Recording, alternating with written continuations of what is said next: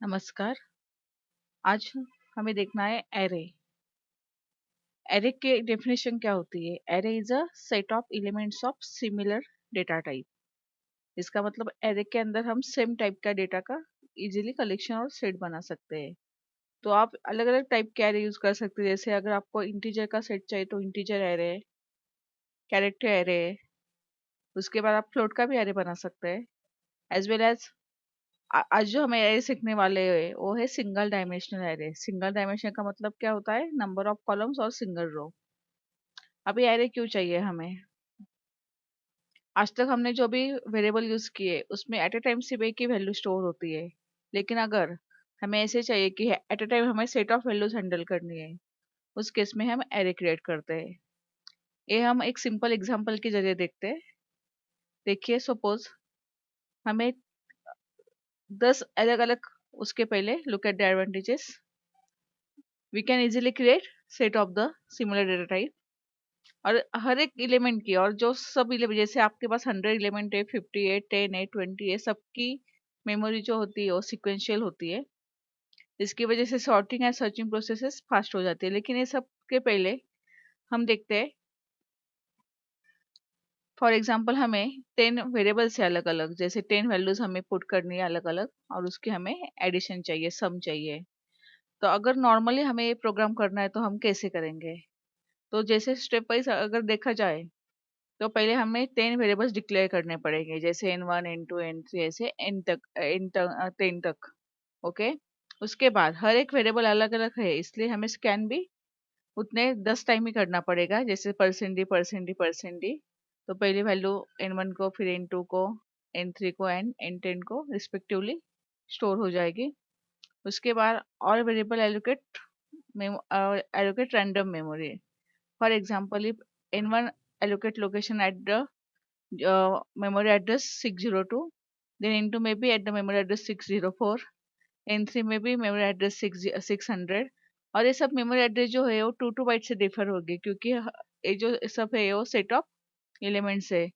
या इन4 में भी 598 को हो सकता है। तो ऐसे सारे वेरिएबल जो है वो रैंडमली मेमोरी एलोकेशन करते हैं।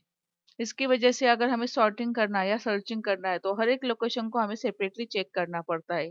इसलिए प्रोसेसेस जो होती है वो कॉम्प्लिकेटेड हो जाती है। ये हुआ हमारा नॉर्मल अप्रोच। लेकिन अगर यही हम एरे के साथ करेंगे तो कैसे आएगा? हम उस पॉइंट को हम कंपेयर करेंगे। जैसे फर्स्ट आएगा declaration of only one variable with size. आपको एक ही वेरिएबल डिक्लेयर करना है, लेकिन उसमें आपको कितने नंबर ऑफ एलिमेंट चाहिए वो आपको साइज की जो साइज देना पड़ेगा। अगर आप ऐसे साइज देते हैं तो फॉर एग्जाम्पल अभी यहाँ पे हमने 5 का एलिमेंट लिया है, तो पहली वैल्यू स्टोर होगी 0 को, देन 1 को, फिर 2 को, 3 को, 4 को। तो आप श्योरली बोल सकते हैं कि पहली वैल्यू आप जो भी एंटर करने वाले हो एक सब 0 को स्टोर होगी, और लास्ट वैल्यू अगर 10 का एरे है तो 9 को, अगर 5 का एरे है तो 4 को स्टोर होगी। तो इजीली हम ये लोकेशन रेफर कर सकते हैं बाय यूजिंग फॉर लूप। तो देखिए, I equal to 0, I is less than 10, I plus plus. तो जब भी हम स्कैन करेंगे तो स्कैन ऐप में परसेंटेज के थ्रू एक एक लोकेशन के हमारे वैल्यू हमारी स्टोर हो जाएगी। अभी आए तो आई 0, इसका मतलब पहली वैल्यू स्टोर होगी एक्स ऑफ 0 को, देन एक्स ऑफ 1 को, एक्स ऑफ 2 को, ऐसे वो एक्स ऑफ 9 तक जाएगा, क्योंकि लेस देन हमने बोला है 10। उसके बाद ऑल वेरिएबल जो होंगे वो सिक्वेंशियल मेमोरी में होंगे। जैसे फर्स्ट एलिमेंट सपोज लोकेट है 600 को, तो नेक्स्ट आएगा 602 को, 604 को। तो यहाँ पे हमें श्योरली पता है कि अगर हमने सेट क्रिएट किया है तो सब एलिमेंट सिक्वेंशियली एलोकेट करेंगे। ये बहुत बड़ा एडवांटेज है एरे का, और उसके वजह से सॉर्टिंग या सर्चिंग प्रोसेसेस जो होती है वो इजी हो जाती है। अभी फिर से हम पीछे जाते हैं। ये देखिए, हम इजीली सेट क्रिएट कर सकते हैं, सब सिक्वेंशियल मेमोरी होती है और प्रोसेसेस फास्ट होती है। वन डायमेंशनल, अभी हमें एरे देख रहे हैं। वन डायमेंशनल का मतलब क्या हुआ? डेटा टाइप एरे का, उसका वेरिएबल का नेम और उसकी साइज। जैसे यहाँ पे हमने देखा था, डेटा टाइप, वेरिएबल का नेम और उसकी साइज। तो ऐसे हम नॉर्मल से एरे अप्रोच अगर हम कंपेयर करते हैं तो हमें उसके एडवांटेज जल्दी से समझ में आ जाते हैं। अगर हमें एरे के एलिमेंट रेफर करने हैं तो जो हमारा पहला एलिमेंट जो होता है वो श्योरली 0 को होता है, तो जिसको हम बोलते हैं सबस्क्रिप्ट। और 0 का जो एलिमेंट होता है उसको हम बोलते हैं लोअर बाउंड। और जो सबसे लास्ट एलिमेंट होता है जो लोकेट होता है साइज -1 को, उसको हम बोलते हैं अपर बाउंड। तो हमें अगर रेफर करने एलिमेंट तो हम वो पोजीशन या लोकेशन से करते हैं। Main thing about the array is how to access the individual element from it. You can access or refer to the individual element of an array through their position और location। जैसे हमें पता है कि वो 0 से स्टार्ट हो जाती है और साइज -1 तक होती है। अगर आपको लगता है कि हमें एरे फिक्स इनिशियलाइज करना है विदाउट स्कैनिंग, तो आप फिक्स भी इनिशियलाइज कर सकते हैं, लेकिन उसके लिए आपको कर्ली ब्रेसेस से ऑन करना, कर्ली ब्रैकेट से स्टार्ट करना पड़ेगा और एक एक एलिमेंट सेपरेट होगा कॉमा से। लेकिन अगर आपको आपके पास एक्स ऑफ 5 का एरे है और 5 एलिमेंट है, तो एलिमेंट कैसे स्टोर होगी देखिए। पहला एलिमेंट 0 को, देन 1 को, देन 2 को, देन 3 को, देन 4 को। तो साइज -1 तक सारे एलिमेंट स्टोर हो जाते हैं। ओके, चलो अभी हम देखते हैं एग्जाम्पल।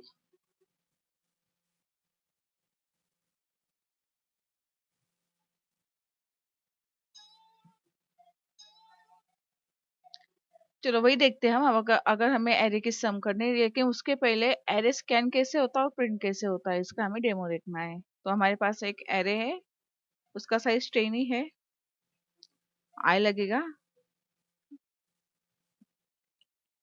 पहले हम एलिमेंट स्कैन करते हैं एरे के, लेकिन हमें पता है स्कैन करने के टाइम हमें मोर देन 1 एलिमेंट स्कैन करना है। इसके लिए हमें 0 से लेके साइज -1 तक जाना है।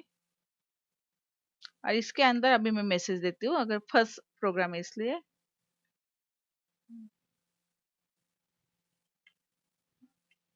एंटर एलिमेंट,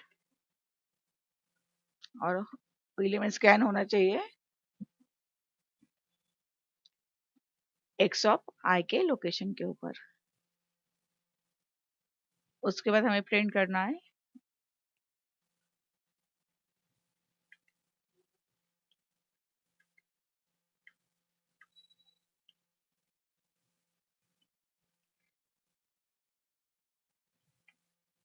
प्रिंट करने के लिए फिर से हमें फर्स्ट एलिमेंट से लेके लास्ट तक जाना पड़ेगा।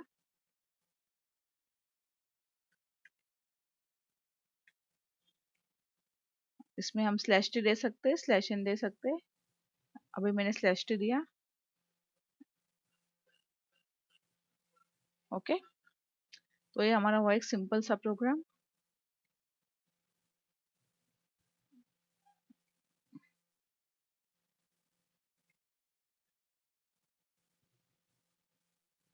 ठीक है, कंपाइल किया और रन किया तो देखिए आप कैसे भी एलिमेंट डाल सकते हैं।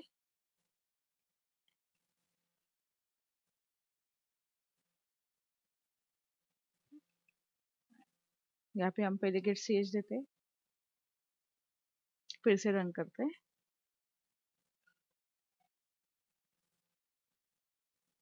जितनी वैल्यू एक इंटीजर के अंदर बैठ सकती है उतनी वैल्यू हम एक एलिमेंट के अंदर डाल सकते हैं। ये देखिए 10 वैल्यू हमारी यहाँ पे स्टोर हुई, लेकिन अभी हमें यही वैल्यू विथ पोजीशन देखनी है। तो उसके लिए हम क्या करेंगे, तो फिर से हमें प्रिंट करना है। लेकिन यहाँ पे अभी प्रिंट कैसे करेंगे हम इस फॉर्म में, X of %d is equal to %d। X of %d के अंदर आई की वैल्यू आनी चाहिए और %d पूरी एक वैल्यू प्रिंट करेगा एक एक लोकेशन की, इसलिए वहां पे आना चाहिए एक्स ऑफ आई। देखते हैं,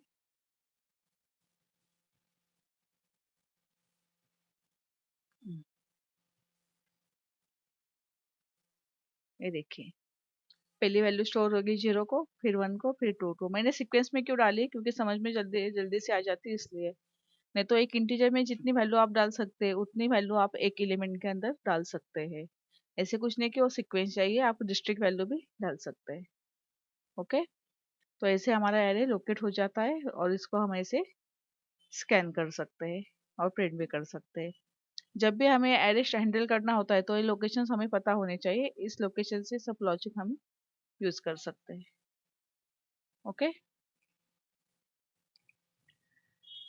ठीक है, एक सिंपल सा हुआ। अभी हमें वही प्रोग्राम देखना है, इसके अंदर ही मैं चेंजेस करती हूँ। सम ऑफ ऑल एलिमेंट्स,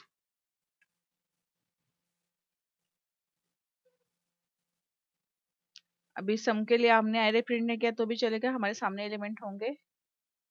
अभी सम के लिए हमें क्या चाहिए, यहाँ पे एक वेरिएबल चाहिए। सम कैसे होगी, टोटल सम चाहिए हमें, इसलिए sum equal to sum plus देना पड़ेगा, क्योंकि सब एलिमेंट की हमें टोटल एक ही सम चाहिए। ओके, तो यहाँ पे कैसे आएगा, sum equal to sum plus एक एक एलिमेंट। हमें पता है अभी एलिमेंट कहाँ से, 0 से लेके 9 तक है। उसके बाद इसको हम प्रिंट करेंगे। आप यहाँ पे एवरेज भी निकाल सकते हैं।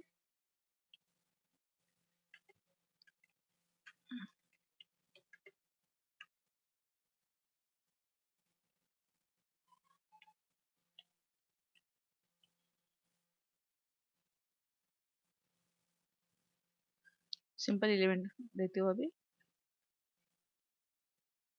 अभी सम कैसे आने चाहिए, 1 + 2 3, 3 + 3 6, 6 + 4 10, then 10 + 4 5 15, 15 + 6 21, 21 + 7 28, 28 + 8 36, 36 + 9 आएगा 45, एंड 45 + 10 55। ओके, इसलिए हमने दिया है sum equal to sum plus. आप लोग यहाँ पे एवरेज भी निकाल सकते हैं। ओके, अभी फिर से हम इसी प्रोग्राम को चेंज करेंगे और यहाँ पे हमें प्रिंट करना है all even numbers from array.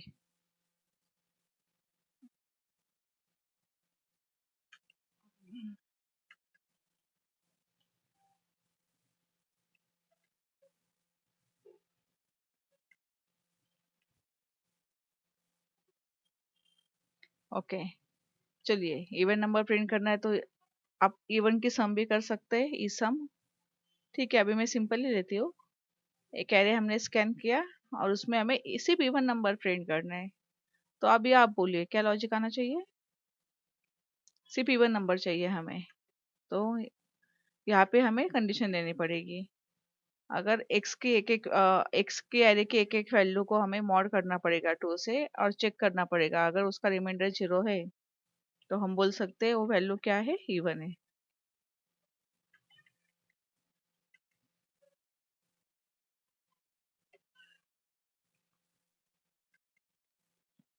और वो वैल्यू हम प्रिंट करेंगे, देखते हैं।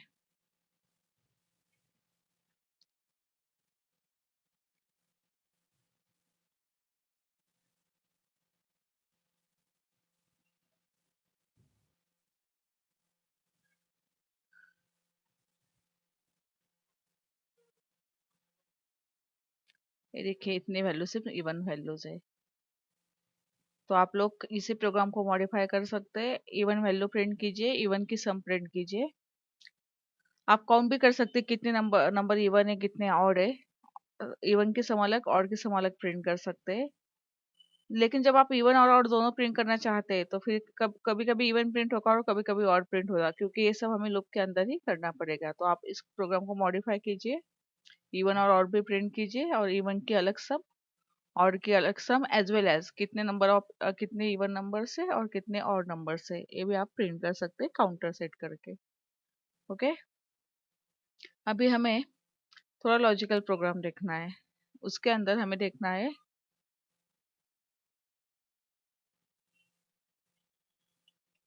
Searching operation on array. Okay, तो अभी हमें सर्चिंग देखनी है। सर्चिंग का मतलब क्या हुआ है, हमारे पास एक एरे है और उसको हमें एक वैल्यू, हमारे एक एरे और एक वैल्यू है। तो हम जो भी वैल्यू एंटर करेंगे वो वैल्यू हमें चेक करने है एरे में एग्जिस्ट है कि नहीं। अगर चेक करने हैं तो हमें 0 से लेके 9 तक जाना पड़ेगा और चेक करना पड़ेगा। अगर किसी भी वैल्यू के साथ, हमने स्टोर किए हुई वैल्यू के साथ अगर हमने एंटर की हुई वैल्यू मैच होती है तो मैसेज आना चाहिए value is found. Value found और नहीं तो वैल्यू नॉट फाउंड। ये सिंपल सा ना, या value is present, value is not present. तो कैसी लॉजिक लगाएंगे, तो पहले क्या करना पड़ेगा, हमें एरे को स्कैन करना पड़ेगा, उसके बाद वैल्यू को भी स्कैन करना पड़ेगा।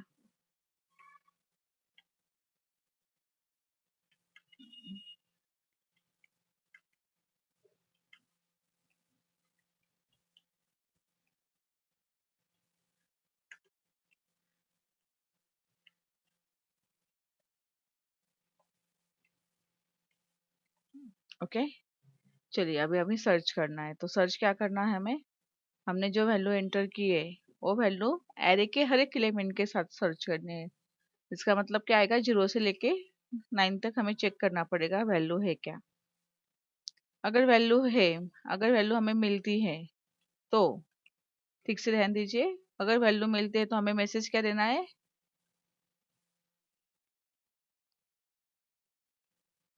वैल्यू प्रेजेंट एट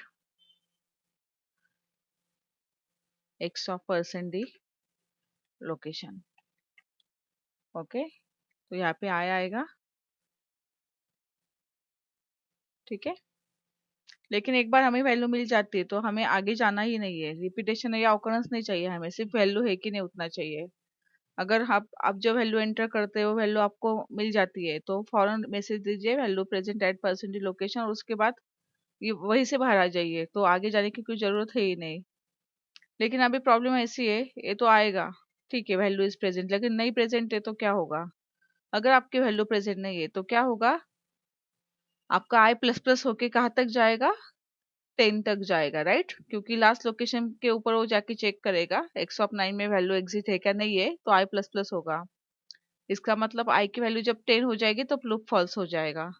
तो यहाँ पे हम चेक करेंगे, अगर आई की वैल्यू एग्जैक्ट 10 है तो फिर आप लोग बोल सकते हैं वैल्यू डज नॉट एग्जिस्ट और प्रेजेंट। ओके, फिर से देखिए, अगर वैल्यू प्रेजेंट है तो हम 0 से लेके 10 तक हम चेक कर रहे हैं। अगर वैल्यू प्रेजेंट है तो किसी भी एक लोकेशन पे, यानी 0 के से लेके 9 तक किसी भी एक लोकेशन पे अगर वैल्यू प्रेजेंट है तो हमें मैसेज आ जाएगा और ब्रेक ले लेंगे। अगर लास्ट लोकेशन पे भी अगर हमारी वैल्यू है तभी आई की वैल्यू क्या हो जाएगी, 9, क्योंकि वहां से ब्रेक लिया ना हमने, तो ये कंडीशन फॉल्स हो जाएगी। तो हमें मैसेज एक ही आने वाला है, लेकिन अगर वैल्यू नहीं है हमारे पास तो वो पूरा लूप एग्जीक्यूट करेगा। इसका मतलब आई की वैल्यू 10 तक जाएगी। अगर वो 10 तक गई है तो आप बोल सकते हैं value does not present. Okay, देखिए सिंपल डालती हूँ मैं। अगर मैंने 6 लिए हैं तो बोला value present at x of 5 location, ठीक है। फिर से हम रन करते हैं। अगर मैंने लिया 12 तो क्या आएगा, वैल्यू डज नॉट प्रेजेंट। क्योंकि प्रॉब्लम क्या आएगी अभी इसके अंदर, हमारा हमारी वैल्यू पहले 1 से कंपेयर हुई, फिर 2 से, 3 से, ऐसे वो लेके वो 10 तक कंपेयर हुई। 10 को भी मैच नहीं हुई तो आई प्लस प्लस होके 10 हो गया। और उसके बाद अगर आप लूप के बाहर आ गए तो आई की वैल्यू क्या थी, 10 थी। तो मैसेज क्या आएगा, value does not present. Okay, तो ऐसे हम एरे में सिंपली सर्चिंग भी कर सकते हैं। इसको हम बोलते हैं सिक्वेंशियल सर्च एरे के अंदर। ओके, उसके बाद हमें एक सिंपल प्रोग्राम देखना है कि हमारे पास दो एरे है और एक एरे की दूसरे एरे के अंदर हमें कॉपी करनी है। तो देखिए प्रोग्राम कैसे आएगा, इसको मैं चेंज करती हूँ।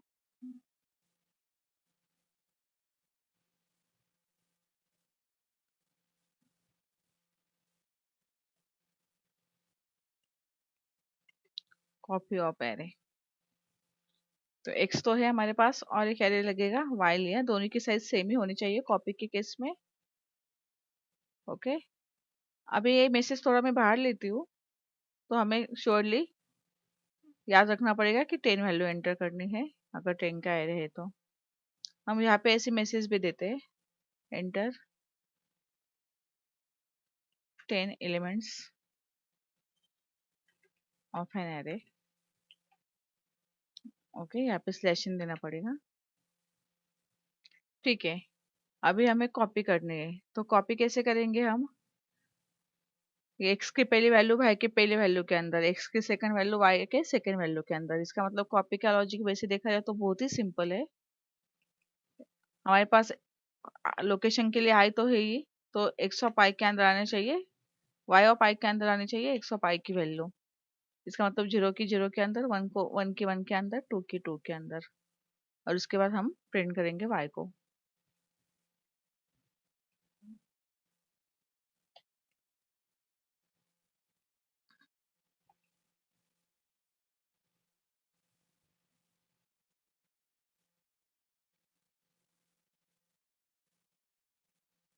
यहाँ पे हम मैसेज देंगे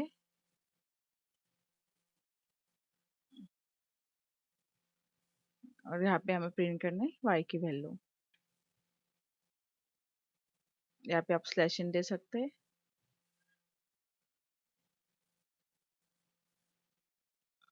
देखिए सिंपली हमने दो एरे लिए और x की वैल्यू हमें y के अंदर एज इट इज चाहिए, तो प्रिंट कर दे।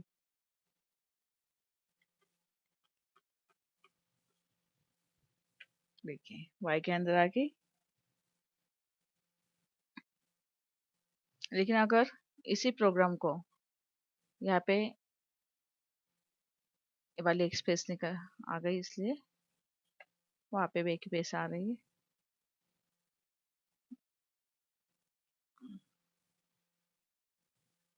अगर यही प्रोग्राम में मुझे रिवर्स कॉपी चाहिए तो क्या करेंगे, हम लोग कैसे सेट करेंगे? तो रिवर्स कॉपी के मतलब क्या हुआ, एक्स की लास्ट वैल्यू वाई के फर्स्ट वैल्यू के अंदर। अभी आपको पता है एक्स की लास्ट वैल्यू कहाँ पे होगी, 9 लोकेशन को। तो अगर हमें ये वाला करना है प्रोग्राम रिवर्स का, तो हमें यहाँ पे और एक वेरिएबल लगेगा, राइट? क्योंकि अभी लोकेशन अलग अलग है। तो हमें क्या लॉजिक क्या लगाना है, एक्स की लास्ट वैल्यू कहाँ पे है, 9 को है, हमें पता है। तो एक वेरिएबल लेते हैं हम जे, वो 9 को हमने सेट किया। उसके बाद आई आई प्लस प्लस होगा, लेकिन जे में जे पीछे पीछे जाना चाहिए। तो यहाँ पे हम बोल सकते हैं अभी एक्स ऑफ आई के अंदर एक्स ऑफ जे की वैल्यू आएगी। ठीक से देखिए, एक्स ऑफ जे का मतलब एक्स ऑफ 9 की वैल्यू एक्स ऑफ 0 में, एक्स ऑफ 8 की वैल्यू एक्स ऑफ 1 में, ऐसे जाके वो सबसे लास्ट वैल्यू, एक्स की सबसे लास्ट वैल्यू होगी इस लूप के अकॉर्डिंग 0 की। तो 0 की वैल्यू यहाँ पे एक्स के वाई के 9 के अंदर आ जाएगी। तो यहाँ पे बोलेंगे हम रिवर्स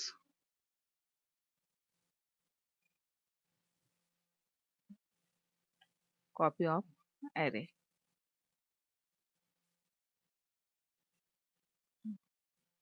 ठीक से देखिए,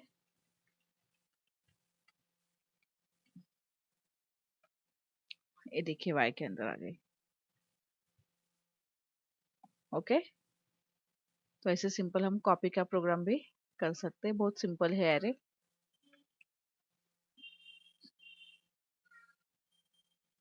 ओके, और भी एरे के बहुत सारे प्रोग्राम है, वो हम देखेंगे नेक्स्ट लेक्चर के अंदर। और उसके अंदर हमें एरे फंक्शन के अंदर भी, यूजर डिफाइंड फंक्शन के अंदर भी हमें यूज करना है। धन्यवाद।